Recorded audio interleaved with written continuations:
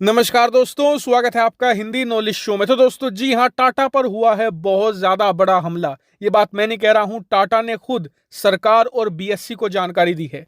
दरअसल टाटा ने यह बताया है कि हमारे ग्रुप की एक बहुत बड़ी कंपनी है टाटा पावर, जो देश की सबसे बड़ी बिजली बनाने वाली कंपनियों में से एक है। हुआ यह है कि इनके ऊपर एक बहुत बड़ा साइबर हमला किया गया है और इस साइबर हमले में टाटा पावर का जो इंफॉर्मेशन टेक्नोलॉजी इंफ्रास्ट्रक्चर है उसे टारगेट किया गया है, उसे नुकसान पहुंचाया गया है और इस समय टाटा पावर के इंजीनियर उसे सही करने में लगे हुए हैं। लेकिन सबसे अच्छी बात यह रही है कि इस हमले में जो टाटा पावर का क्रिटिकल इंफ्रास्ट्रक्चर था उसे कुछ खास नुकसान नहीं पहुंचा है, वो पूरी तरीके से सुरक्षित है। और इसका सबसे बड़ा कारण यह बताया जा रहा है कि भारत के जो पावर ग्रिड हैं, बिजली बनाने वाली कंपनियां हैं, उन पर काफी लंबे समय से साइबर हमले हो रहे हैं। आपको याद होगा कि पिछले साल मुंबई के पावर ग्रिड पर भी अटैक हुआ था, जिसमें मुंबई शहर में ब्लैकआउट हो गया था, यानी कि बिजली पूरे शहर की लगभग चली गई थी। तो भारत ने उसी हमले से सीख लेते हुए अपने जितनी भी बिजली कंपनियां थी या जितने भी पावर ग्रिड थे उनकी साइबर सिक्योरिटी को इन्हांस कर दिया था और उसी का फल ये है कि हमें कुछ खास ज्यादा नुकसान इस हमले में नहीं हुआ है।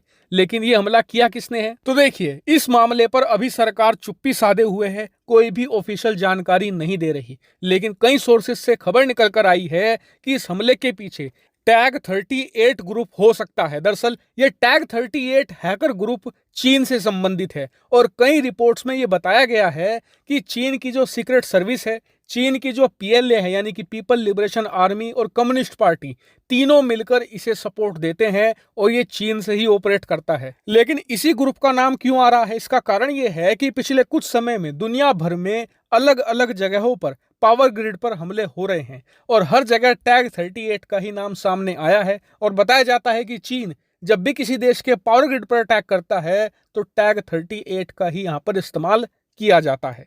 लेकिन आपका सवाल होगा कि चीन पावर ग्रिड पर ही क्यों अटैक कर रहा है? भाई, भारत की जो मिनिस्ट्री ऑफ डिफेंस है, फाइनेंस मिनिस्ट्री है, रिजर्व बैंक है, किसी भी सिस्टम पर अटैक कर सकता है, पावर ग्रिड ही क्यों?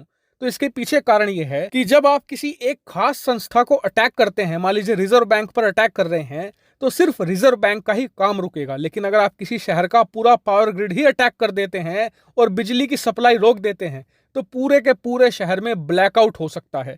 इससे होता यह है कि पूरे शहर की इकोनॉमिक एक्टिविटी उसी समय रुक जाती है और इससे जिस देश पर हमला हो रहा है उसे हर मिनट करोड़ों रुपए का नुकसान होता है। दुनिया भर में गलत हेडलाइन बनती है, वो देश बदनाम होता है, वो अलग। ऐसे में पावर ग्रिड को ज्यादातर अटैक किया जाता है और इसीलिए भारत ने अमेरिका, इजराइल के साथ मिलकर अपनी जो साइबर सिक्योरिटी है उसे बहुत ज्यादा इनहेंस कर लिया है और इसीलिए आज की तारीख में भारत की जो साइबर सिक्योरिटी है उसकी रैंकिंग 10 है, जबकि चीन की साइबर सिक्योरिटी रैंकिंग 35 है। यानी कि हमारी साइबर सुरक्षा आज की तारीख में चीन से भी बेहतर है और इसी का नतीजा ये है कि इतने खतरनाक, इतने शक्तिशाली हैकर ग्रुप के हमले के बावजूद भारत की एक जो प्राइवेट कंपनी है उसे कुछ खास नुकसान नहीं हुआ। यानी कि आज की तारीख में भारत की ना सिर्फ सरकारी बल्कि प्राइवेट कंपनियों की साइबर सिक्योरिटी बहुत ज्यादा मजबूत और इन्हांस हो चुकी है और भारत लगातार इन्हें और मजबूत बना रहा है। हालांकि मैं इस मामले पर अब भी नजर बनाए हुए हूं, जैसे ही कोई खबर निकल कर आएगी तुरंत आपको सूचित करूंगा। फिलहाल इस वीडियो में इतना ही। Thank you very much for watching video.